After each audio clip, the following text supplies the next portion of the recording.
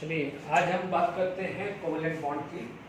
ठीक है, हमने लास्ट लेक्चर तक हमने बहुत डिटेल में बात करी आयनिक बॉन्ड के लिए, यानी हमने एक बेस तैयार किया काफ़ी हद तक। जैसे थर्मल स्टेबिलिटी बात करें, सॉलिबिलिटी इन वाटर की बात करें, आयनिक कंपाउंड के लैटिस एनर्जी, मेल्टिंग पॉइंट, ये आपका एस ब्लॉक या पी ब्लॉक का काफ़ी बेस होता है इनर्ट पेयर इफेक्ट में।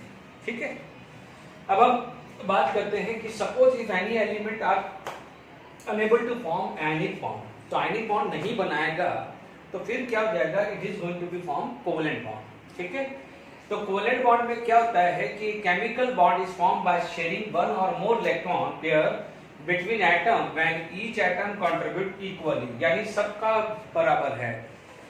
ए और बी है, ए के इलेक्ट्रॉन जितने शेयर हो रहे हैं उतने ही बी के भी शेयर हो रहे हैं, इक्वल उसी का ही होता है।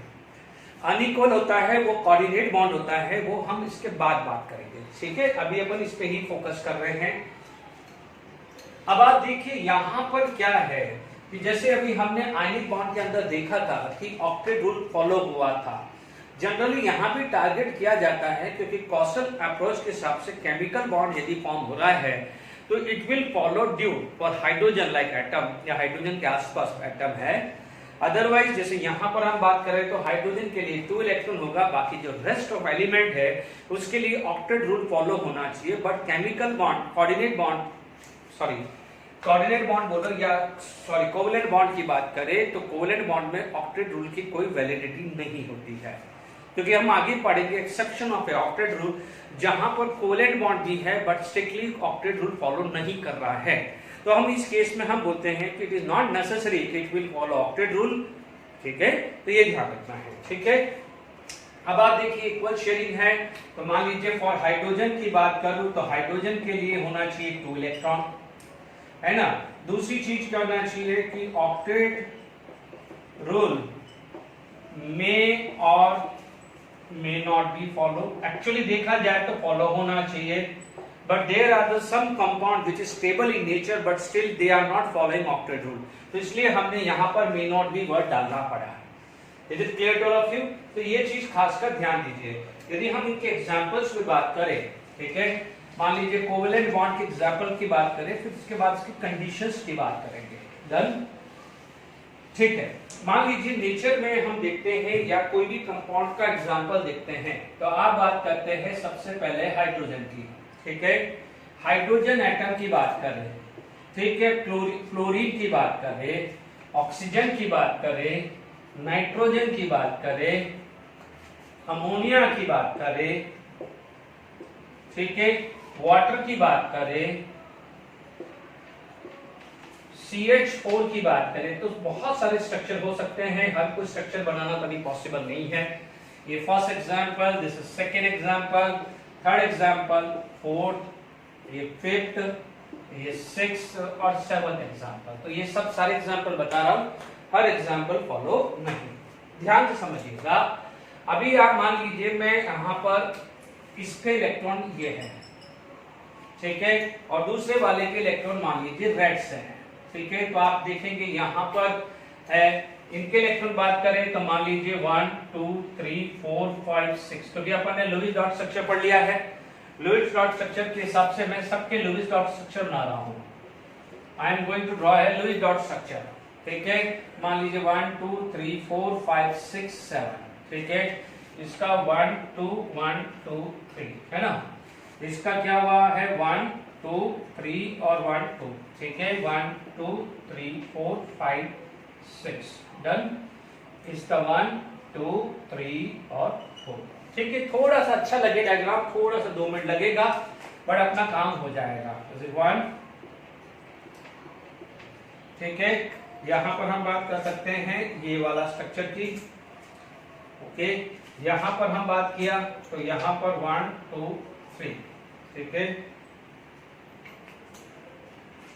यहां पर हमारे पास क्या बात करेंगे 1 2 3 4 5, ठीक है। यहां पर आ गया है 1, ये हाइड्रोजन के 1 है, ये हाइड्रोजन जो रेड वाले हैं वो हाइड्रोजन के हैं, ध्यान रखिएगा।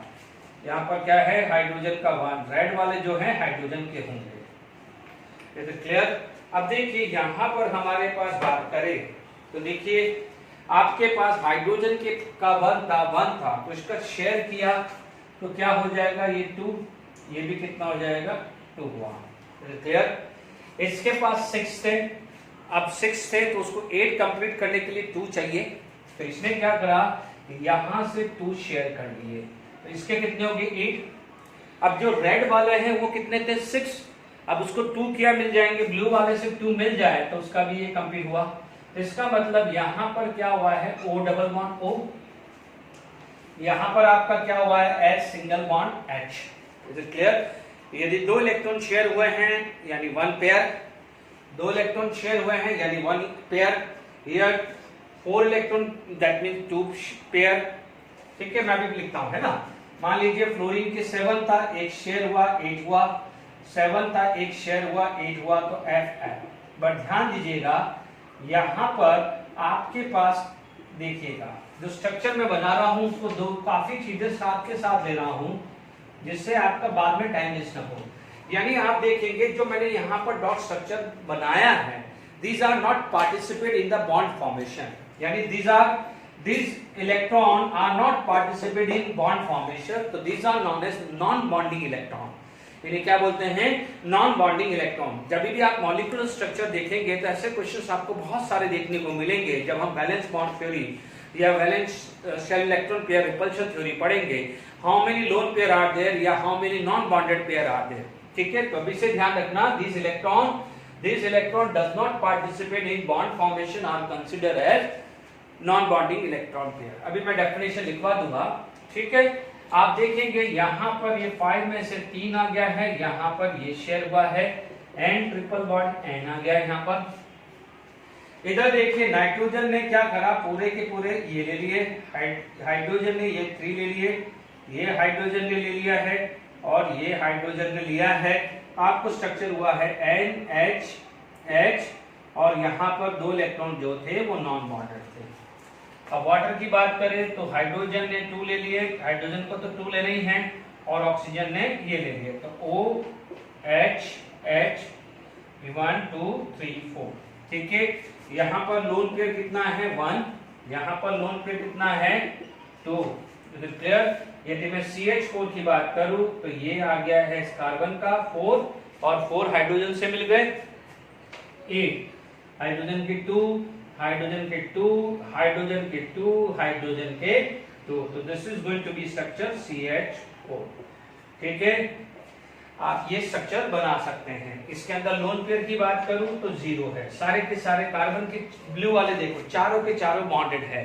देख लीजिए कार्बन हैव ए 4 कैसे निकालते हैं लोन पेयर, वो भी धीरे धीरे सिखा रहा हूं आपको। ठीक है, आप देखेंगे कार्बन के how many valence electron 4, one is bonded with hydrogen, second is bonded with hydrogen, third is bonded with hydrogen, fourth is bonded with hydrogen. Is there any lone pair? No. Nitrogen has a 5 valence electron, one is hydrogen bonded, second is bonded, third is bonded, 2 is non bonded, 2 non bonded है but as a pair 1 हुआ ना, as a pair कितना हुआ 1 हुआ, इसलिए हमने क्या लिखा है लोन पेयर। ध्यान दीजिएगा लोन पेयर या नॉन बॉन्डेड पेयर सेम होता है। ठीक है, तो ये सारी की सारी चीजें आ गई है। यहाँ पर भी बनाना चाहो तो बना सकते हैं, यहाँ पर लोन पेयर। क्लियर। ठीक है, ये स्ट्रक्चर बन गया है। ठीक है, तो these are the examples of a covalent bonding. ठीक है, हमने कोवेलेंट बॉन्डिंग के एग्जांपल्स पढ़े हैं। ओके, चलिए अब हम बात करते हैं कि what is the definition of covalency. ठीक है, what is the definition of covalency. जैसे हमने पढ़ा था इलेक्ट्रोवैलेंसी, वैसे ही हमने क्या पढ़ेंगे कोवैलेंसी। ठीक है, तो आप यहां पर आप बात कर सकते हैं, पहले कुछ डेफिनेशन लिख देते हैं फिर वो आगे बात करते हैं। देखिए आपके पास आएगा एक वर्ड आएगा बॉन्डिंग इलेक्ट्रॉन पेयर। ठीक है, इलेक्ट्रॉन पेयर तो क्या है, इलेक्ट्रॉन पेयर विच participate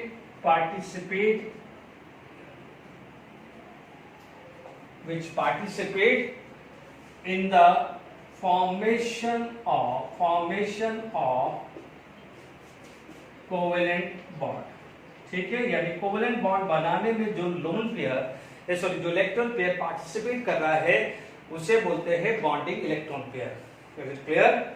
अब आप देखिए नॉन बॉन्डिंग जिसको क्या बोलते हैं, loan pair, non bonding pair. ठीक है, पेयर का मतलब टू होता है, पेयर का मतलब टू। ठीक है, आप क्या डेफिनेशन लिख सकते हो इसमें, आप लिख सकते हो इलेक्ट्रॉन पेयर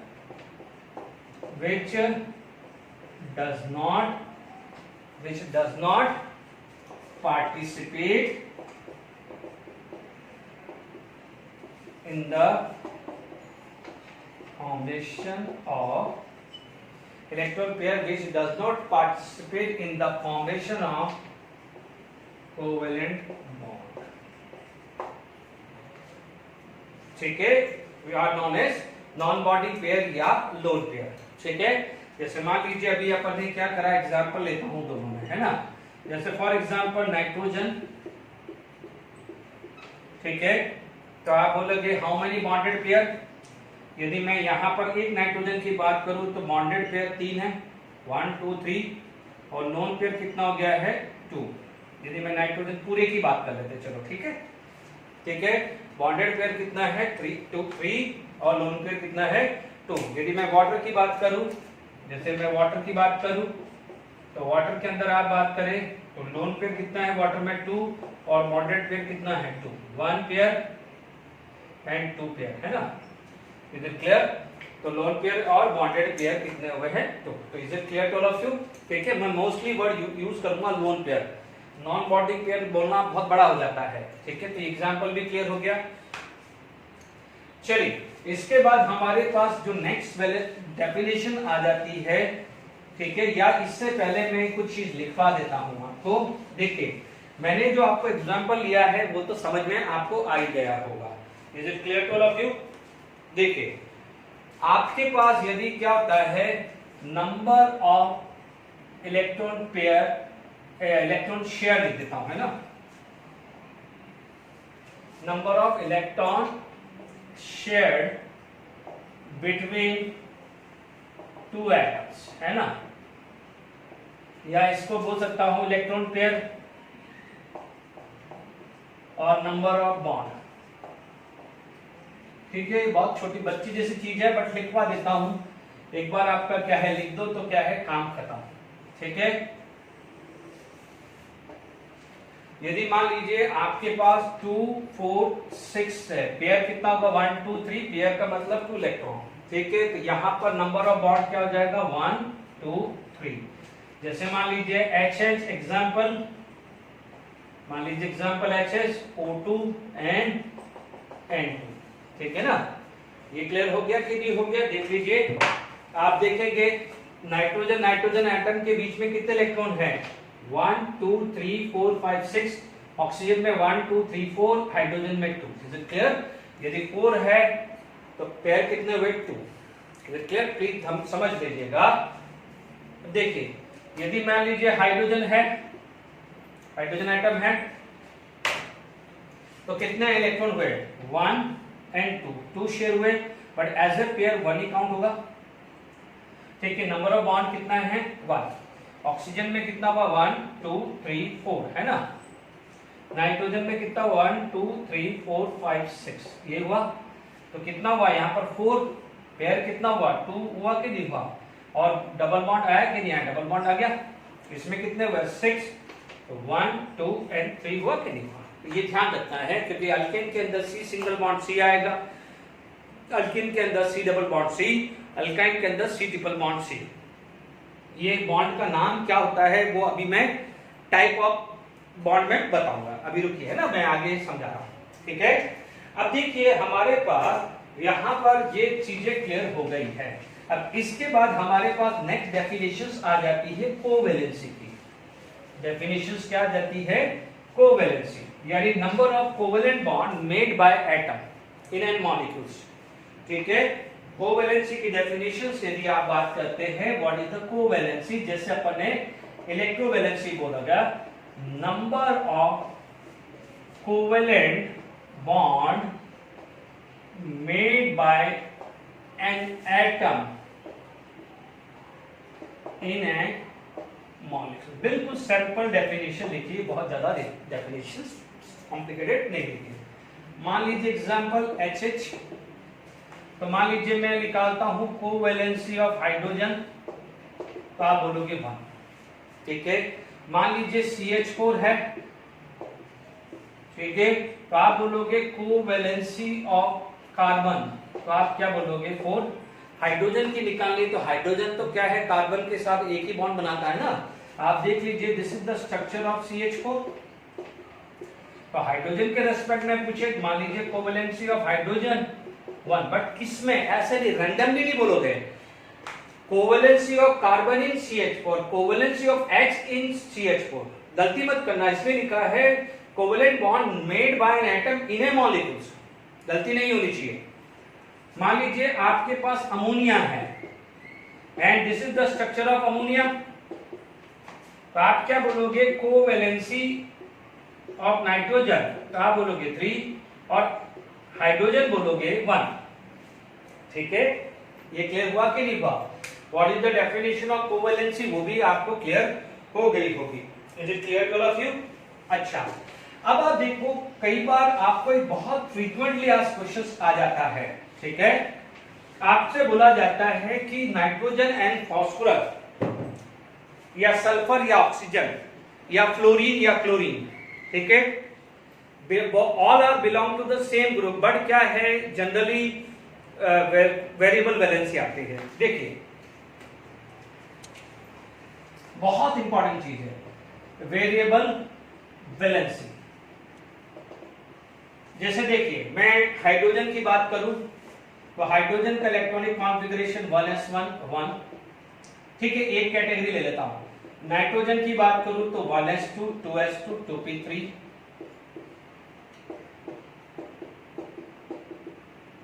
ठीक है।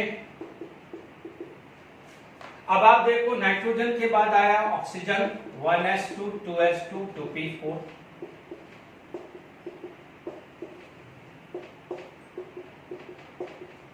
ठीक है। मैं Aufbau principle, Hund's rule, Pauli exclusion सब फॉलो कर रहा हूं। फ्लोरीन फैमिली आया,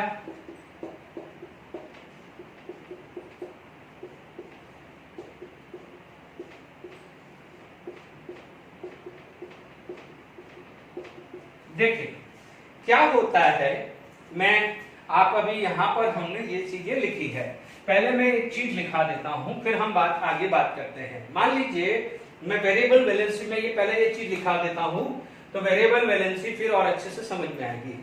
मान लीजिए conditions for formation of covalent bond,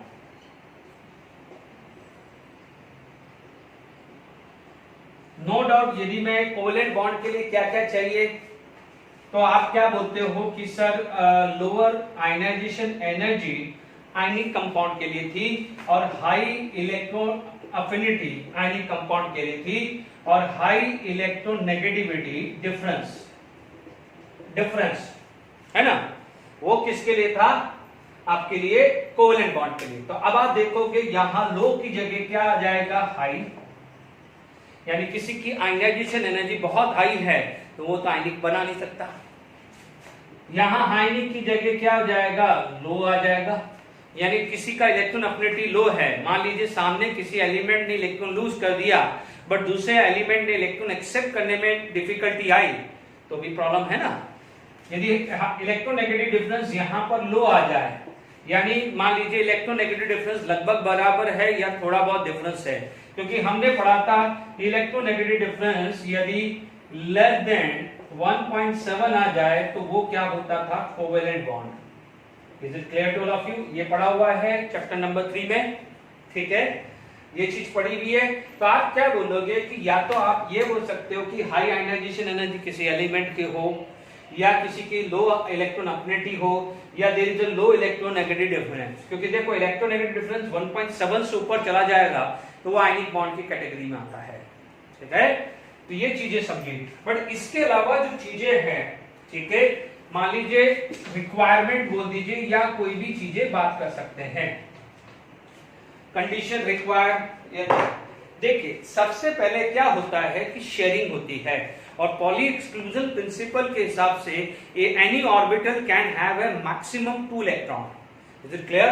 यानी सबसे पहले यदि आपको है, या कंडीशन लिख दो या रिक्वायरमेंट कर लीजिए, कुछ भी समझ लीजिए। मान लीजिए ए और बी एटम है and if it is going to be make a covalent bond, ठीक है, तो आपके पास क्या होना चाहिए, आपके पास अनपेयर होना चाहिए।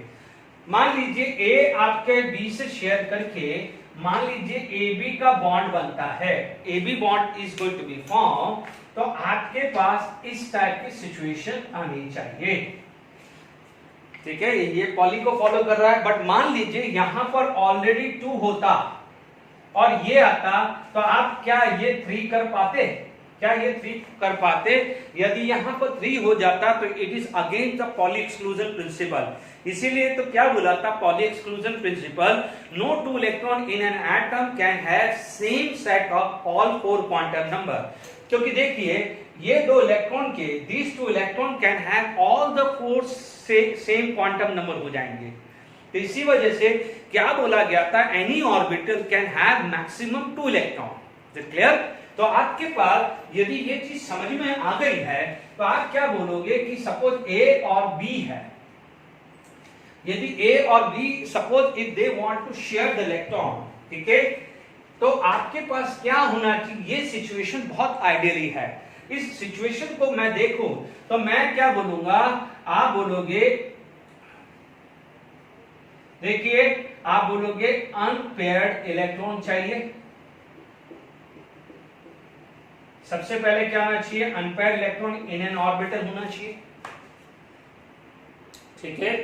दूसरी चीज क्या होनी चाहिए, चलो ये मैंने हटा दिया इधर, है ना, ये फर्स्ट कंडीशन आ गई। दूसरी चीज होनी चाहिए कि समटाइम व्हाट हैपन, ऐसा भी हो जाए।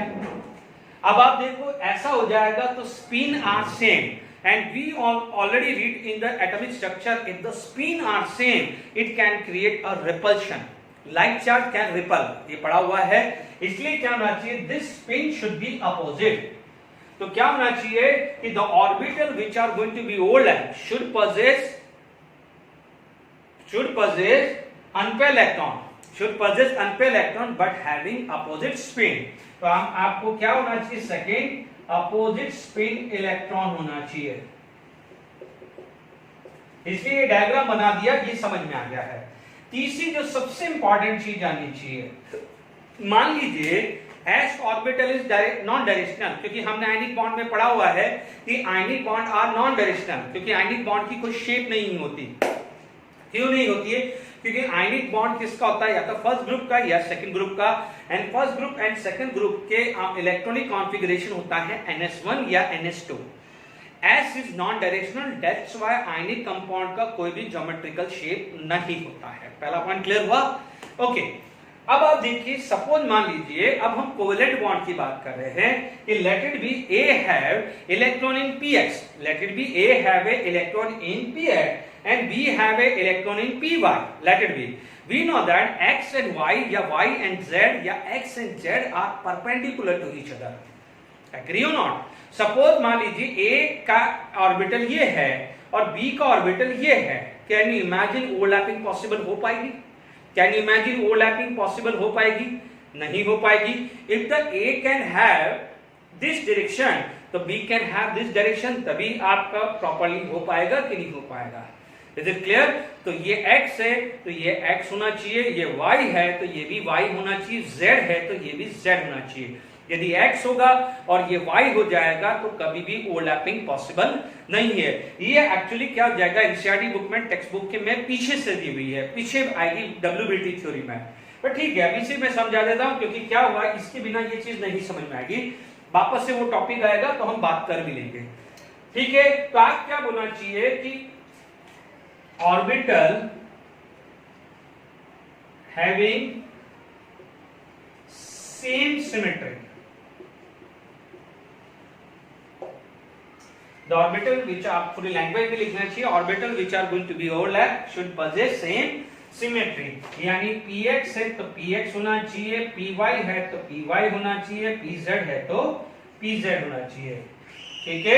ये चीज का खासकर आपको ध्यान रखना है, यानी ये चीज ध्यान रखिएगा यानी कोवेलेंट बॉन्ड में orbital having unpaired electron will participate in the bond formation. Conclusion clear हुआ? ठीक है, यदि ऑलरेडी फुली फिल्ड था तो थर्ड इलेक्ट्रॉन नहीं आता है, it is against the Pauli exclusion principal. ठीक है, तो हमारे पास ये बातें हो गई। ठीक है, तो अब हमारे को ये दिमाग में रखना है, जब वेरिएबल वैलेंसी का टॉपिक पढ़ रहे हैं तो आपके पास दिमाग में ये होना चाहिए।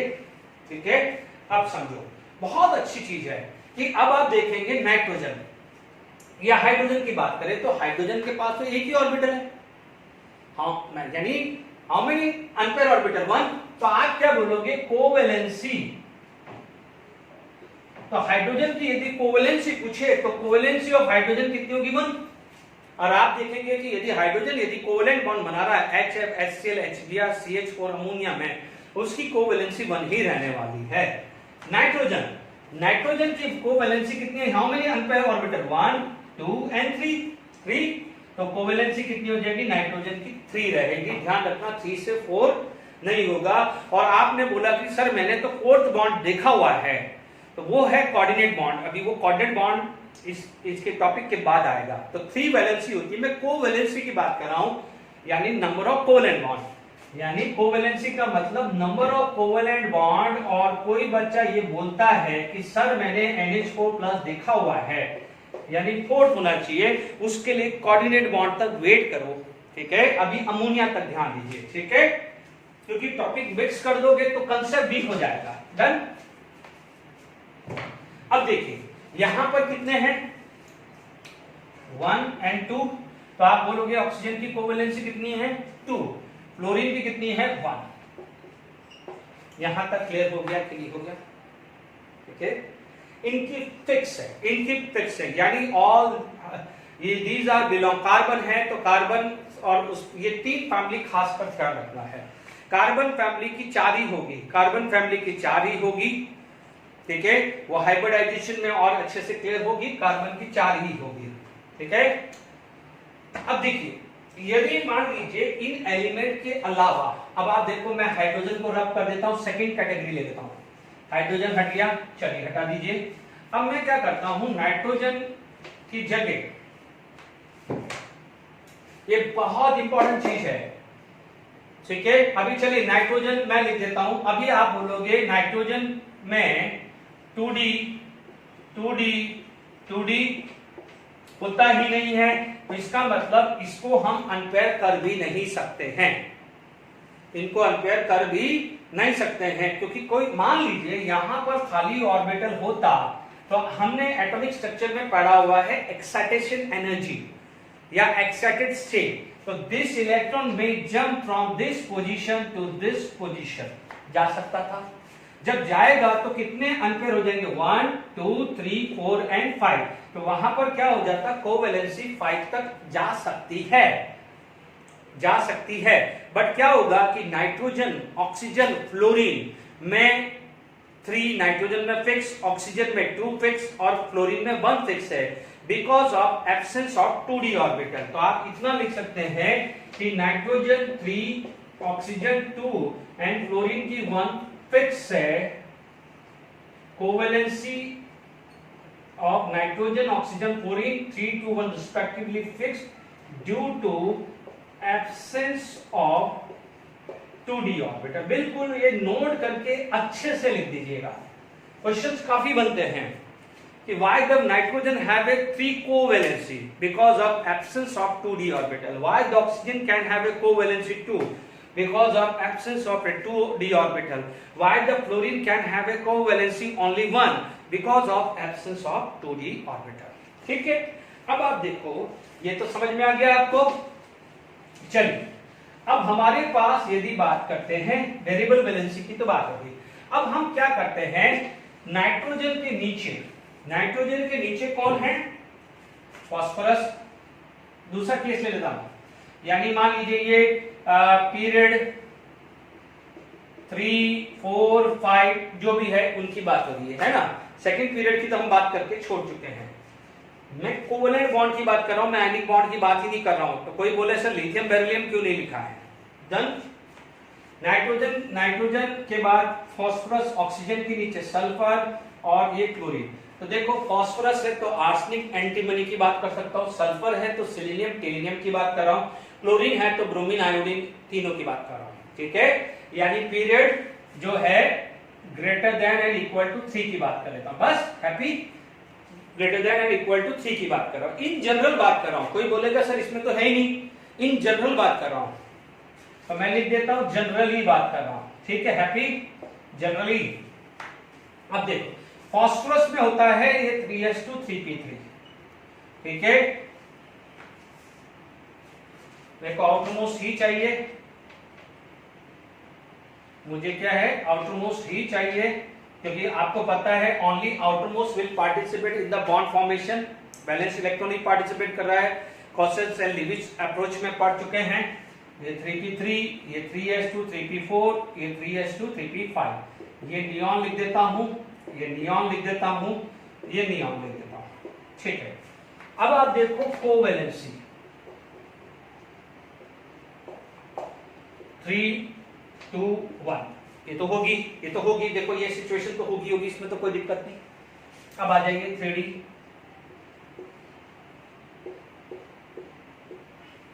खाली है।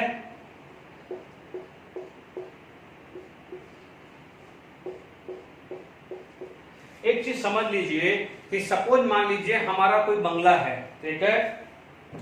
अब हमारे बंगले के अंदर मान लीजिए हम सारे फैमिली मेंबर ग्राउंड फ्लोर में ही रह रहे हैं, बट मान लीजिए हमारा अब फर्स्ट फ्लोर भी खाली है, हमारा ही है, बट ठीक है हमारी फैमिली मेंबर ग्राउंड फ्लोर पे ही आ गई है, फर्स्ट फ्लोर भी खाली है।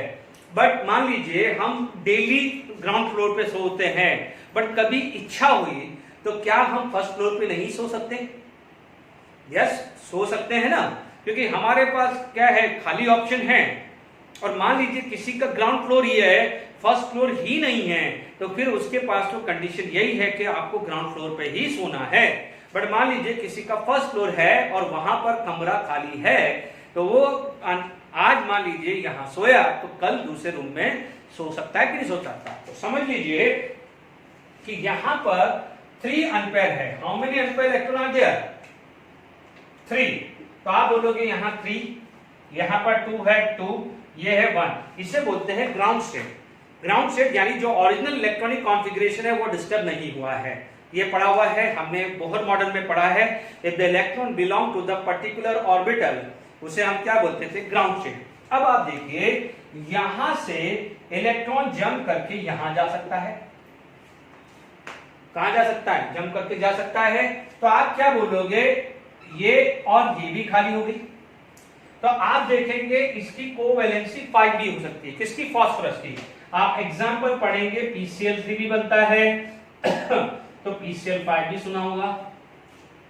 तो आप देख लीजिए PCl3 फास्फोरस की 3 वैलेंसी और PCl5 फास्फोरस की कितनी होगी? 5 वैलेंसी। आप चेक कर लीजिए, PCl3 PCl5 क्रॉस मल्टीप्लाई करिए, क्रॉस मल्टीप्लाई करिए, PCl5 एंड PCl3।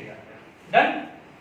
तो आप धीरे धीरे सीखेंगे। अब आप देखो यहां पर ये जंप करके गया 1 2 3 4, यानी दूसरा चांसेस 4 है सल्फर के लिए। सल्फर के लिए बात कर रहा हूं।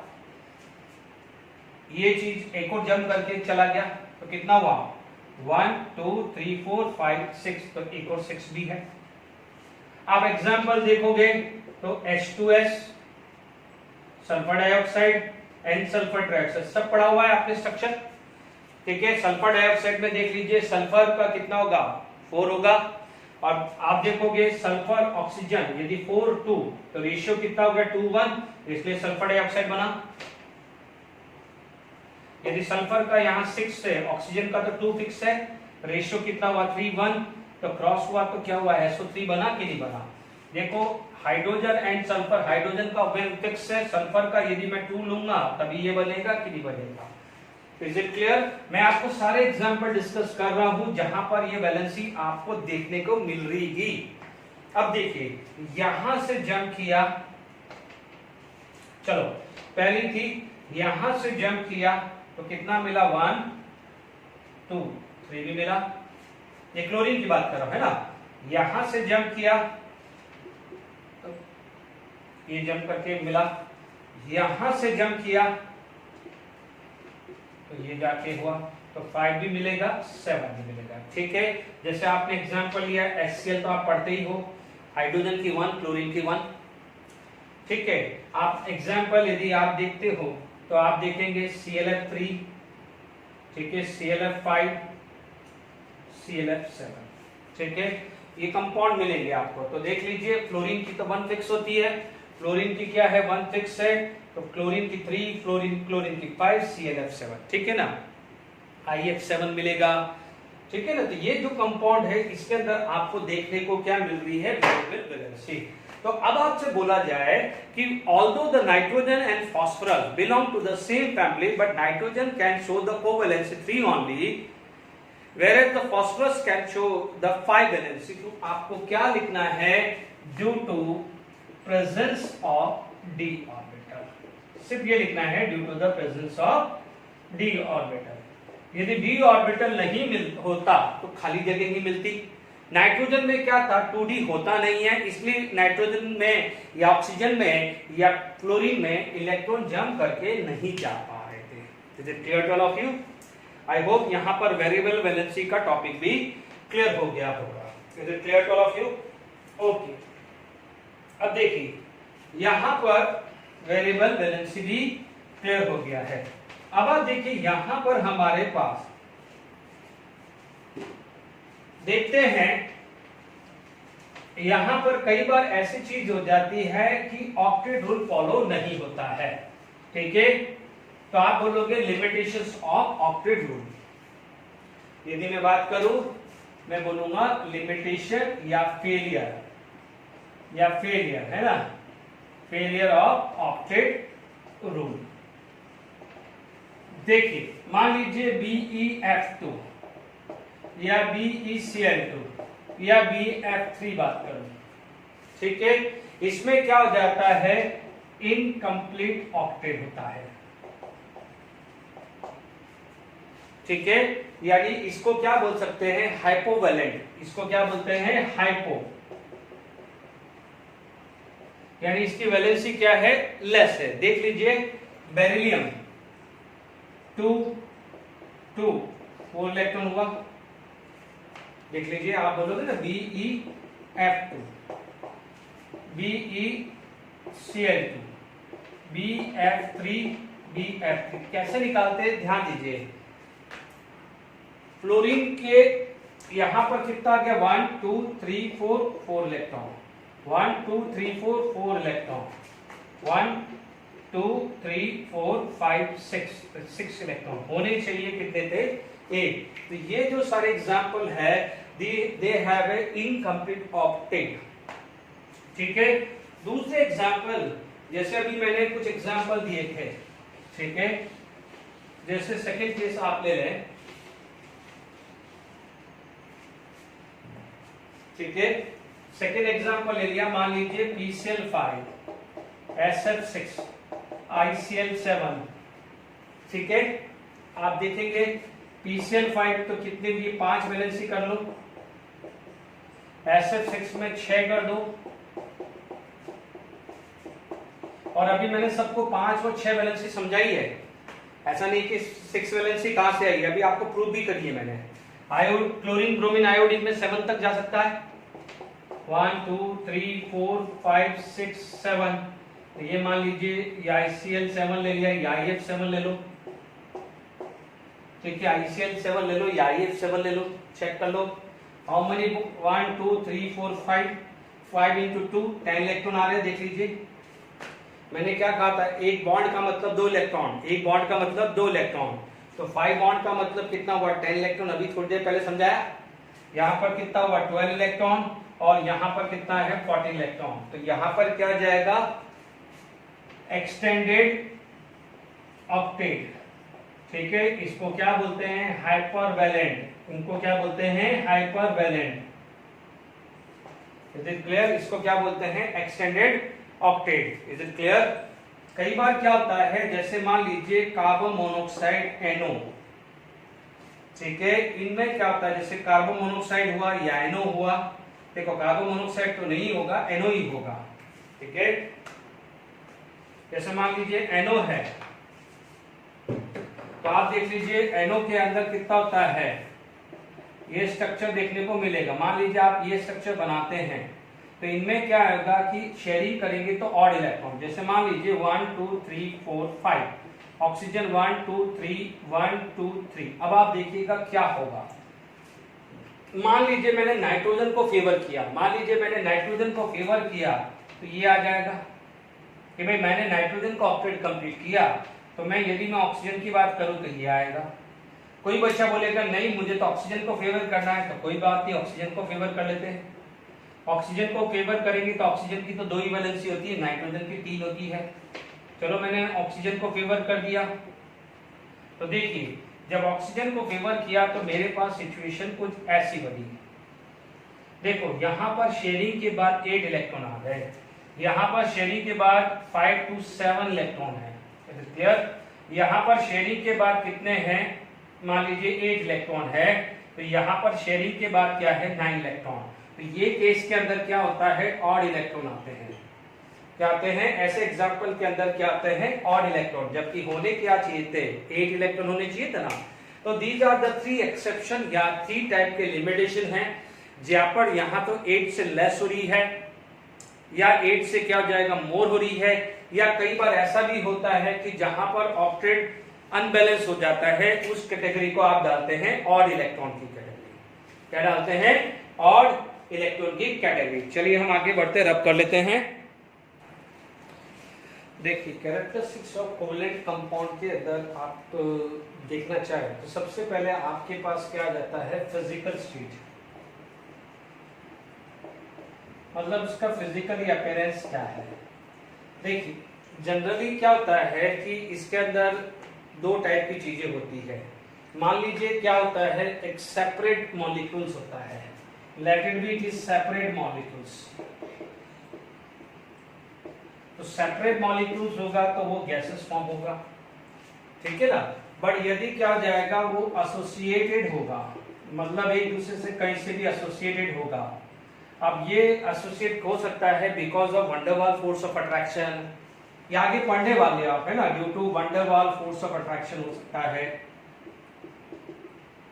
ठीक है। यानी ये अट्रैक्शन जो है वो कर रहा है, या हाइड्रोजन बॉन्डिंग है, या मान लीजिए कोई किसी भी तरह का कोई केमिकल या not chemical covalent bond, not chemical not covalent bond, यदि किसी तरह का भी कोवैलेंट बॉन्डिंग हो रही है, 3 डायमेंशनली कोवैलेंट बॉन्डिंग हो रही है, तो इसकी वजह से वो या तो क्या हो जाएगा, लिक्विड फेज में होता है या सॉलिड फेज में होता है, ठीक है ना।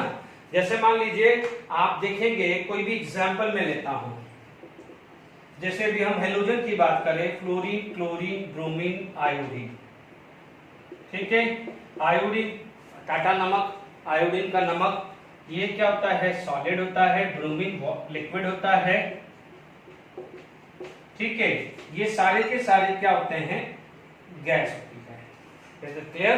तो यहां पर आपके पास ये सिचुएशन आ गई है। जैसे मान लीजिए आपके पास स्ट्रक्चर में भी देखे जाए तो डिफरेंट, जैसे सॉलिड के अंदर और बात करें तो P4 सॉलिड हुआ, S8 सॉलिड हुआ, ये सब क्या होता है, CO2 आया, CO2 क्या हो जाएगा, जो अपन बोलते हैं ना ड्राई आइस, ड्राई आइस हुआ है, तो आप बोलोगे ये सब के अंदर क्या है, सॉलिड फॉर्म में होता है। Is it clear, okay. Liquid में जैसे ब्रोमीन आ गया है, गैसेस तो आपकी बहुत सारी होगी, फ्लोरीन आ गया, क्लोरीन हो गया, ऑक्सीजन हो गया, नाइट्रोजन हो गया, हाइड्रोजन हो गया, all these are in gases phase. Liquid में आपका आ गया है ब्रोमीन, ठीक है, H2O आ गया है, ठीक है, तो these are in liquid form, ठीक है। जब हम आगे हाइड्रोजन बॉन्डिंग पढ़ेंगे तो वाटर के अंदर हाइड्रोजन बॉन्डिंग आती है, यानी ये केस हम पढ़ेंगे आगे, ये एंड में आएगा, ये टॉपिक क्या होगा, एंड में आएगा। जैसे हमने क्लासिफिकेशन में पढ़ा था ना, मेटलिक बॉन्ड और वंडर वाल, वो एंड में आना है, ये दोनों एंड में आना है, ठीक है। अब आप देखिए ये स्ट्रक्चर आपके पास आ गया है, तो फिजिकल स्टेट आपके पास आ गया है। अब आप देखो इन्हीं चीज के अंदर मैं स्ट्रक्चर बेस पे, बेस्ड ऑन द स्ट्रक्चर में डिवाइड करता हूं, ठीक है। देखिए यानी अभी आपका फिजिकल स्टेट है, यानी सॉलिड, लिक्विड, स्टेट, गैस आ गया। अब मान लीजिए बेस्ड ऑन स्ट्रक्चर, यदि बेस्ड ऑन स्ट्रक्चर में डिवाइड करूं तो मैं मेनली तो दो कैटेगरी आती है। पहली कैटेगरी आती है जिसे बोलते हैं कोवेलेंट सॉलिड, ठीक है। कोवेलेंट सॉलिड के अंदर क्या हो जाएगा, नेचर ऑफ बॉन्ड क्या हो जाएगा, नेचर ऑफ बॉन्ड जो होता है वो कोवेलेंट बॉन्ड होता है, प्योरली कोवेलेंट बॉन्ड होता है। जैसे डायमंड हुआ, ठीक है, जैसे आपका क्या हुआ है, डायमंड हो गया, सिलिकॉन कार्बाइड आ गया, ठीक है, एल्यूमिनियम नाइट्राइड आ गया, एटसेट्रा। इसके अंदर क्या होता है, प्योरली क्या हो जाएगा, 3 डायमेंशन नेटवर्क होता है जिसमें आपके पास कोवेलेंट बॉन्ड होता है। जैसे आप डायमंड का स्ट्रक्चर पढ़ेंगे तो डायमंड ऐसा होता है, आपने इनिशियल क्लासेस में पढ़ा होगा, डायमंड ऐसा 3 डायमेंशनली चलता रहता है। फिर फर्दर क्या हो जाएगा, 3 डायमेंशनली, ऐसा फर्दर 3 डायमेंशनली, ये 3 डायमेंशनली नेटवर्क चलता है। जैसे सिलिकॉन कार्बाइड है वैसा ही हुआ है, जैसे कार्बन ऐसा आया तो सिलिकॉन, कार्बन ये आया, कार्बन ये आया, अब ये बात वापस फिर सिलिकॉन करके ये 3 डायमेंशन एक नेटवर्क आ जाता है, ठीक है ना। जैसे आप स्पाइडर का नेट समझ लो ना, वैसे ही एक से एक बॉन्डेड होगा। जैसे अब यहाँ पर सब जगह सिलिकॉन आ जाएगा, अब सिलिकॉन की वैसे 4 वैलेंसी आएगी, फिर कार्बन आएगा, ऐसे ही चलता रहेगा। Is it clear? तो ये कोवेलेंट सॉलिड होते हैं। Is it clear to all of you?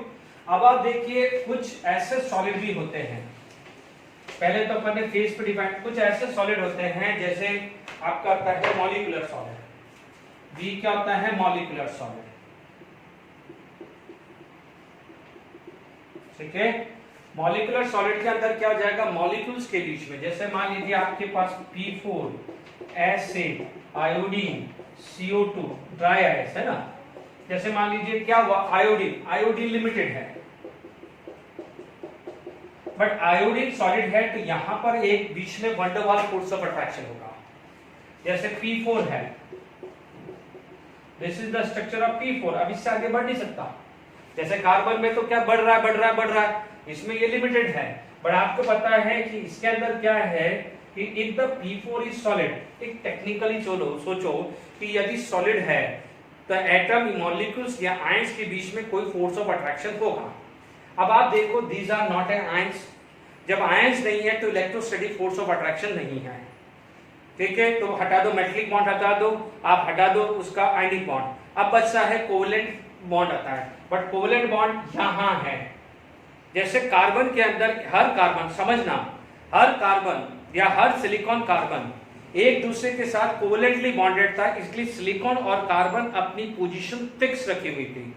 जबकि यहां पर क्या हुआ कि ये चार्ज, इसमें यदि ये होता है तो ये फोर्स ऑफ अट्रैक्शन आएगा, समझिएगा। कार्बन के अंदर ये सब स्ट्रक्चर ऐसा चलता जा रहा था,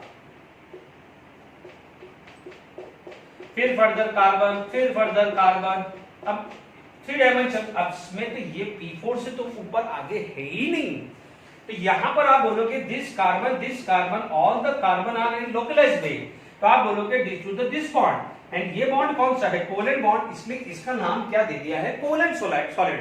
बट यदि आप बोलते हैं P4 सॉलिड है तो P4 solid is not because of this, because of this, क्योंकि P4 तो फिक्स है यहां तक, अब इस मॉलिक्यूल से तो आगे बढ़ ही नहीं सकता। तो ये जो फोर्स ऑफ अट्रैक्शन है इसे बोला जाता है wonder Waals force of attraction, ठीक है। तो इस wonder Waals force of attraction की वजह से यदि वो सॉलिड हुआ है, तो आप सॉलिड जो हुआ है, if the P4 is in solid form not because of this covalent bond like diamond, like graphite, ठीक है, it is because of this force of attraction. Iodine is because of this force of attraction. जैसे मैं water की बात करूं तो water के अंदर भी ये होगा, तो ये क्या हो जाता है, वंडर वाल है। हालांकि अभी हमने हाइड्रोजन बॉन्डिंग नहीं पढ़ी है, ठीक है, तो ये वंडर वाल है। तो अब आप देखो, इनको बोला जाता है because of due to van der Waals force of attraction हो, due to van der Waals force of attraction हो, तो उस टाइप के सॉलिड को क्या बोला जाता है, मॉलिक्यूलर। और जहां पर जो नेचर है कोवेलेंट बॉन्ड के कारण हुआ है उसे कोवेलेंट बॉन्डिंग, कोवेलेंट सॉलिड, और बिकॉज ऑफ वंडर वाल है उसे मॉलिक्यूलर सॉलिड बोलते हैं। समझ लीजिए, ये नहीं है, बॉन्ड नहीं है, ध्यान रखना है। ठीक है, एक थर्ड कैटेगरी चाहो तो ग्रेफाइट है, वो एक्सेप्शन आ जाता है। ग्रेफाइट के अंदर क्या है, बिटवीन द टू लेयर एक गैप है। अपन ने पढ़ा ना ग्रेफाइट का structure, between the two layer एक गैप होता है। Is it clear? तो ठीक है, तो अब हमारे पास क्या जाता है, नेक्स्ट जो चीज आ जाती है कंडक्टिविटी। कंडक्टिविटी जैसे अपन ने पढ़ा था, कंडक्टिविटी किसमें पढ़ा था, आयनिक कंपाउंड में। तो ionic compound are conductor in molten या fuse state as well as in aqueous state. Is it clear to all of you? ठीक है, यदि आप बात करते हैं थर्ड कैटेगरी कंडक्टिविटी, तो जनरली क्या होता है, these are insulator, most of them insulator होता है। Most of covalent compound are insulator, but कुछ एक होते हैं एक्सेप्ट, जैसे मान लीजिए एक्सेप्शन ले लिया, ग्रेफाइट ले लिया, है ना, जैसे ग्रेफाइट आ गया। अब आप देखो वाटर है, तो वाटर के अंदर क्या होता है, सेल्फ आयनाइजेशन। तो वाटर का जब सेल्फ आयनाइजेशन होता है तो H3O प्लस NOH माइनस होता है। बहुत ज्यादा नहीं होता, बहुत हल्का सा होता है। यानी आप समझ लो ये 1 मोल है तो उसके अगेंस्ट में 10 की पावर -7 मोल आएगा, तो बहुत मार्जिनल आएगा। या मान लीजिए अमोनिया है, अमोनिया में क्या होता है, NH4 प्लस NH2 माइनस। या मान लीजिए HCl है, एक्वस फॉर्म है, तो आपको पता है H plus aqueous plus Cl minus aqueous. ठीक है, यहाँ पर ग्रेफाइट में क्या हो जाएगा, फ्लो ऑफ इलेक्ट्रॉन। ग्रेफाइट एक एक्सेप्शन है जहां पर एक इलेक्ट्रॉन फ्री में पड़ता है।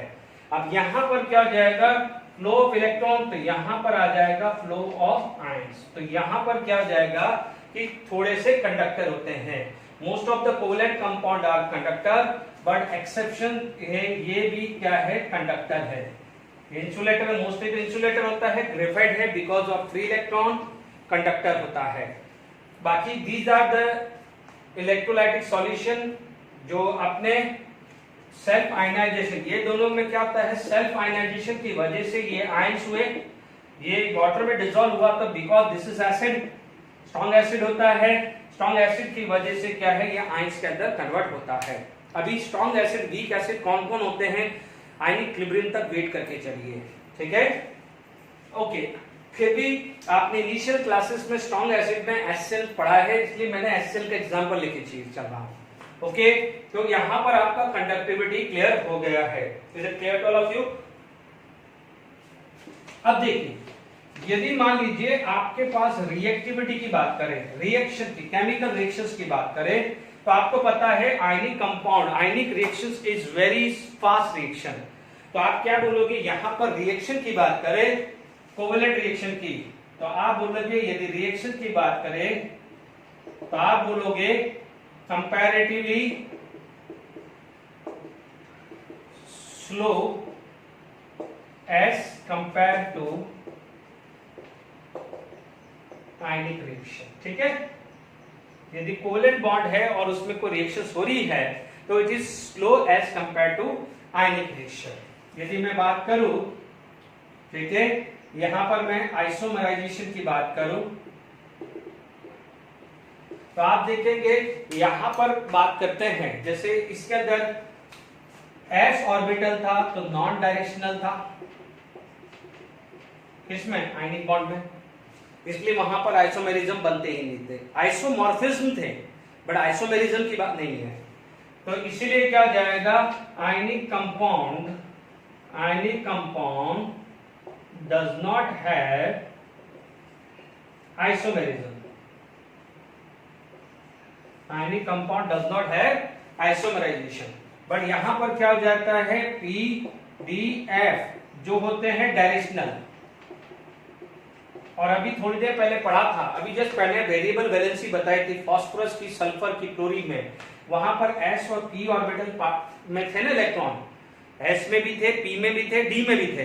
तो जब जहां पर P और D का आ गया है तो दे हैव ए डायरेक्शनल, तो इसकी वजह से क्या है, डायरेक्शनल कैरेक्टरिस्टिक्स आ गई तो ज्योमेट्री बनेगी, अरेंजमेंट बनेगी। और आपको पता है same molecular formula but different structure, isomerism का क्या होता है, same molecular formula but different structure,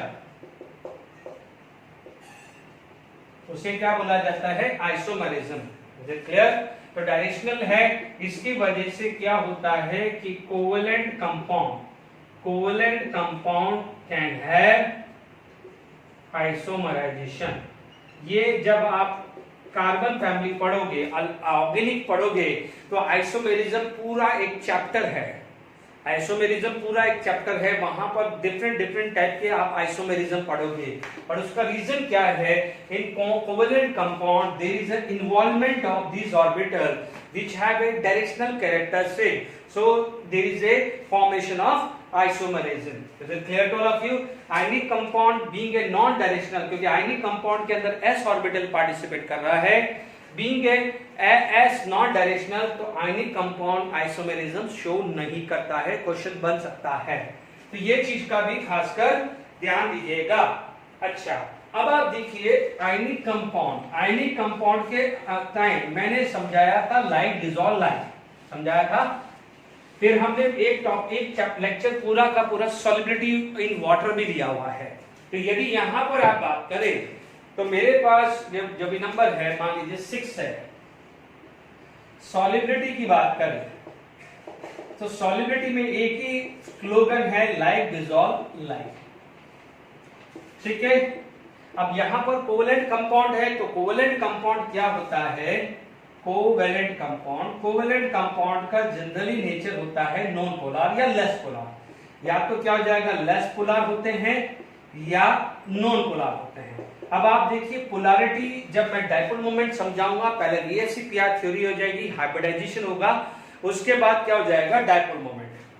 तब डाइपोल मोमेंट के बाद आपको क्लियर होगा कि कौन सा मॉलिक्यूल पोलर है। बट ठीक है, अभी मैं लिख देता हूं कोवेलेंट, तो covalent compound insoluble in water, और वाटर में कौन ज्यादा सॉल्युबल थे, आयनिक, क्योंकि पोलर थे इसलिए वाटर में सॉल्युबल थे। इनसॉल्युबल इन वाटर, या होंगे भी, यदि सॉल्युबल भी होंगे तो वेरी लेस सॉल्युबल होंगे। अब ये क्या हुआ है, covalent compound insoluble in water है, तो soluble in organic solvent. Organic solvent क्या होते हैं, जनरली नॉन पोलर होते हैं। अब ऑर्गेनिक सॉल्वेंट क्या क्या हो सकते हैं, आप बेंजीन ले लो, आप अल्कोहल ले लो, जैसे मान लीजिए मैंने मिथेनॉल ले लिया, ईथर ले लिया, एटसेट्रा। जितने भी ऑर्गेनिक कंपाउंड है उनके जो सॉल्वेंट है, ये सारे के सारे क्या होते हैं, आपके कोवेलेंट कंपाउंड होते हैं। इधर क्लियर कर लो क्यों? तो यहां पर आपके पास चीजें समझ में आ गई है। ओके, कुछ क्वेश्चन करें, चलिए कुछ क्वेश्चन अभी तक जो पढ़ाया है उसमें से देखते हैं। Which of the following never obey octet rule? Octet rule का मतलब 8 इलेक्ट्रॉन, ऑक्टेट रूल का मतलब कितना होना चाहिए, 8 इलेक्ट्रॉन। कुछ भी हो जाए, हाइड्रोजन कभी भी फॉलो नहीं करेगा। हाइड्रोजन यदि आयनिक बॉन्ड बनाता है, देखो हाइड्रोजन आयनिक बनाता है तो H-, ठीक है, आयनिक बनाता है तो H- होगा, या कोवेलेंट बॉन्ड बनाता है तो H2। दोनों केस के अंदर उसके पास 2 इलेक्ट्रॉन ही आने वाले हैं। Which of the following follow octet rule? ठीक है, अभी हमने पढ़ा है BeF2, PCl5, SnCl2। देखिए मैं आपको ट्रिक बताता हूं, कई बार क्या है, ट्रिक से कैसे काम चलना है। Beryllium belong to second group, तो सेकेंड ग्रुप के valence electron 2। Phosphorus belong to the 15th group, उसके वैलेंस इलेक्ट्रॉन कितने होते हैं, 5। Sn belong to the 14th group, तो उसके वैलेंस इलेक्ट्रॉन होते हैं 4। Carbon belong to the 14th group, उसके वैलेंस इलेक्ट्रॉन होते हैं 4। पहले वैलेंस इलेक्ट्रॉन लिख लो, ठीक है।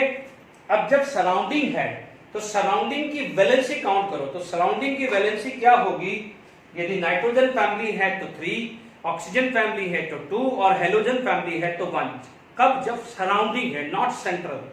हमने जो बात करी थी वेरिएबल वैलेंसी, वो सेंट्रल की बात करी, सराउंडिंग की बात करो। I am talking about surrounding, ठीक है। तो सराउंडिंग मोस्टली क्या हो जाएगा, राइट साइड में होता है, वो मोस्टली सराउंडिंग लिखा हो जाता है। धीरे धीरे करके मोस्टली कर रहा हूं, ऑलवेज नहीं बोला है। तो आप देखिए फ्लोरीन के कितने होंगे 1, क्योंकि सराउंडिंग की वैलेंसी 1। ध्यान दीजिएगा सराउंडिंग 15 16 17 है तो 1 2 3 काउंट करना है, ध्यान दीजिएगा। अब आप देखो 2 into 1 plus 2, ट्रिक बता रहा हूं तो जल्दी जल्दी काम हो जाए। 5 plus 5 1 into 5, 4 into 4 2 into 1 2, तो ये कितना हुआ 6 इलेक्ट्रॉन, ये आया 8 इलेक्ट्रॉन, ये आया 10 इलेक्ट्रॉन और ये आया 4 इलेक्ट्रॉन। तो अब ऑक्टेट रूल कौन फॉलो करेगा, ये फॉलो करेगा, तो this follow octet rule. Is it clear to all of you? कई बार क्या होता है आपसे क्वेश्चन, जैसे मान लीजिए कि किसके अंदर ऑड इलेक्ट्रॉन है, मान लीजिए कोई ऑप्शन हो सकता है, जैसे मान लीजिए मैंने अभी NO का दिया था, कल को मैं ClO2 भी दे सकता हूं, तो कैसे काउंट करना है मैं ध्यान दीजिए। अब आप देखिए यहां पर आपके पास कितने हैं 5, ये 2 देगा, तरीका है ना भाई, ऑक्सीजन है, यहां पर कितना है 7, वैलेंस इलेक्ट्रॉन हैलोजन कितने हैं 7, सराउंडिंग कौन है ऑक्सीजन, 2 into 2 4, तो ये 11 इलेक्ट्रॉन। तो ये ट्रिक बता रहा हूं, कल को यहां पर आ जाए कि विच of the following have a odd electron, which of the following have a odd electron, तो मैं ट्रिक बता रहा हूं कि ट्रिक बता रहा हूं, तो आप देख लीजिए यहां ऑड आ रहा है, तो ध्यान दीजिएगा ये ऑड इलेक्ट्रॉन ही आएगा। Is it clear to all of you? ठीक है। अब मान लीजिए इस जैसे कल को आपके पास आ जाए Cl2O7, मान लीजिए Cl2O7 आ जाए, तो आप देखिएगा मैं ट्रिक से सिखा रहा हूं, समझ लीजिएगा। कल को ये कब ट्रिक है, जब ऑड और इवन इलेक्ट्रॉन के बारे में पूछे। अब आप देखो इसके ये सेंट्रल है, तो कितना होगा 7, 7 into 2 कितना होगा 14, 7 into 2 14, एंड यहां पर कितना आ जाएगा 2 into 7 14, तो 28 आ रहा है, तो ये इवन है, तो ये ऑड कैटेगरी में नहीं आएगा। ये कब है, जब एमसीक्यू फटाफट से करना है, अदरवाइज क्या है ऑड इलेक्ट्रॉन निकालने के लिए उसका इलेक्ट्रॉन इसका स्ट्रक्चर देखना पड़ेगा, टाइम लग जाएगा। तो दिस इज द ट्रिक आप जो यूज कर सकते हैं। देख लीजिए यहां पर क्लोरीन 1 था तो 7 लिखा, यहां क्लोरीन 2 है तो 7 into 2 14, ऑक्सीजन सराउंडिंग है तो मैंने 2 लिया है, तो 2 into 2 4 लिया है, यहां ऑक्सीजन सराउंडिंग है तो 2 लिया है, तो ये दोनों क्या है ऑड की कैटेगरी में है। ठीक है, यहां पर ऑक्सीजन कितने हैं 2, तो 7 into 2 14, 14 plus 14 28 आ गया है। Is it clear? तो ये कैटेगरी आ गई है, this is in odd electron species. Questions मैं जरूर दूंगा, ये ऑड इलेक्ट्रॉन वाले हैं और ये कौन से है इवन में, दिस ये ट्राई करना, ये ट्रिक ट्राई करना, दिस इज द ट्रिक, ध्यान दीजिएगा ये ट्रिक है आपको। ठीक है, ओके। तो आज हमने यहां पर खत्म किया है, बाकी हम नेक्स्ट लेक्चर में बात करेंगे। Thank you very much.